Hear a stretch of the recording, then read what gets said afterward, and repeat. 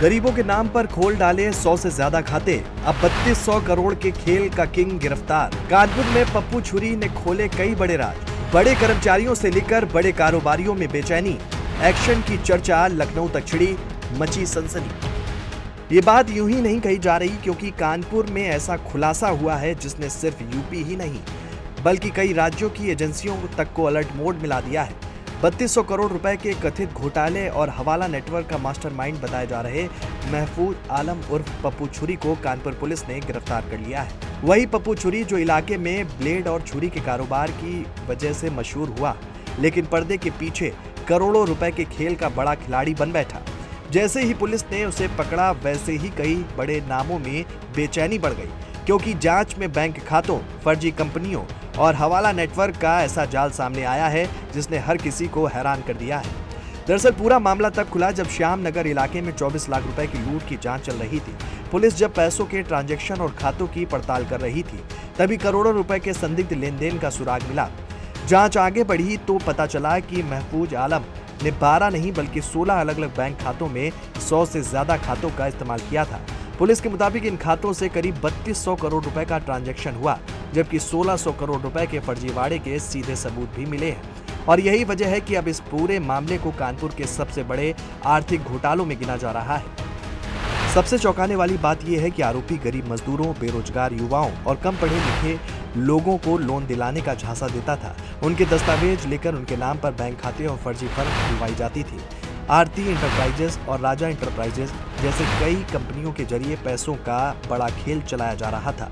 Police का दावा है कि इन खातों का इस्तेमाल हवाला कारोबार, जीएसटी फ्रॉड और स्टॉलर हाउस से जुड़े पैसों को इधर से उधर करने में किया जाता था। आरोपी को हर ट्रांजैक्शन पर 3 से 5% का कमीशन मिलता था। इधर गिरफ्तारी के बाद आरोपी ने कई और बड़े आरोप लगाए हैं। महफूज आलम का कहना है कि आईडीबीआई बैंक के कर्मचारी सत्य प्रकाश ने फर्जी एपीएमसी सर्टिफिकेट बनवाने में मदद की।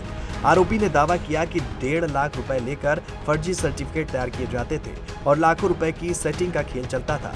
उसने ताहिर, नादमान, अजमेरी, वासित उर्फ राजा और साहिल जैसे कई नामों का भी जिक्र किया है। सर 3200 नहीं, पहले तो 1600 का था सर। हाँ। तो ट्रांजैक्शन हमारे जो 6 अकाउंट मेरे हैं और जो और अकाउंट है वो हमने खुलवाए थे, उनको पैसा उनको अकाउंट का देते थे सर। और इसके पीछे पहले हम 3 साल तक सलाटर का काम किए। उसके बाद मेरा साला का लड़का मासूम वो लेके आया कि वासिद है, साहिल है और ये वासिद है। साहिल और वासिद उर्फ राजा जो पैसा लेके जा रहा था, जिसके साथ लूट हुआ था। लूट की घटना को छुपाने का काम हो गया था। बता रहे हैं पहले हम सेविंग अकाउंट से पैसा निकालते थे, आईडीबीआई बैंक में सेविंग अकाउंट से निकालते थे। वहाँ सत्य प्रकाश जी मिले, उन्होंने कहा कि एक एपीएमसी एक होता है कागज़ जो बना देंगे, तो उससे निकालेंगे तो अनलिमिटेड आप कैश विड्रॉल कर सकते हैं। तो वो उसका 1.5 लाख रुपए लेते थे जी, बैंक वाले सत्य प्रकाश नाम है उनका जी, बैंक कर्मी आईडीबीआई के। तो वो उसका पेपर बना के वही सबमिट कर देते थे। कानपुर पुलिस अब इन सभी लोगों की भूमिका की जांच कर रही है और यही वजह है कि कानपुर से लेकर दूसरे शहरों तक कई कारोबारियों में हड़कंप मचा हुआ है। पुलिस कमिश्नर रघुवीर लाल ने साफ कहा है कि मामले की गंभीरता को देखते हुए ईडी, आयकर विभाग, आरबीआई समेत कई एजेंसियां जांच में जुट गई हैं। लूट की घटना में जो वादी थे उनके द्वारा एफआईआर नहीं लिखाई गई थी और हमारी टीम द्वारा उसका इन्वेस्टिगेशन कराया गया। इन्वेस्टिगेशन में जो 5 लोगों को पकड़ा गया जिन्होंने लूट की घटना करी थी और उसमें 11 लाख की बरामदी हुई थी। और जो वादी द्वारा इसको छुपाया इसलिए जा रहा था क्योंकि ये भारी मात्रा में इलीगल ट्रांजैक्शन करते थे, कैश विड्रॉल करते थे। जो महफूज और पप्पू छुरी है, इसका मेन सरगना था।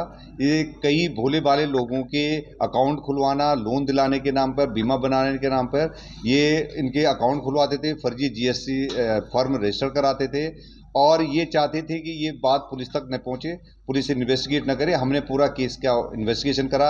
इनके परिवार के सहित 68 खातों का हम लोगों ने इनके ढूंढे। उन खातों में करीब 3000 करोड़ रुपए से ज़्यादा का ट्रांजैक्शन पाया गया है और इसमें जो बोगस जीएसटी फर्म बनी हुई है उनकी जांच पड़ताल की जा रही है। इनका नेटवर्क पंजाब, हिमाचल प्रदेश, दिल्ली और वेस्ट बंगाल और उत्तर प्रदेश में है। इसकी और गहनता से जांच पड़ताल की जा रही है। अब सबसे ज़्यादा चर्चा इस बात की हो रही है कि आखिर इस नेटवर्क के पीछे और कौन कौन लोग जुड़े हुए हैं।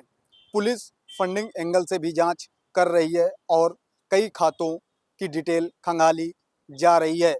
कानपुर पुलिस का ये दावा है कि आने वाले दिनों में और बड़े खुलासे हो सकते हैं।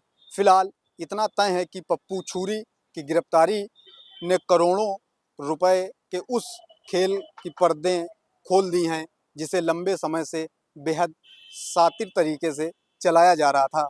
अपने सहयोगी शेखर के साथ दीपक यादव, जेएमडी न्यूज़, कानपुर।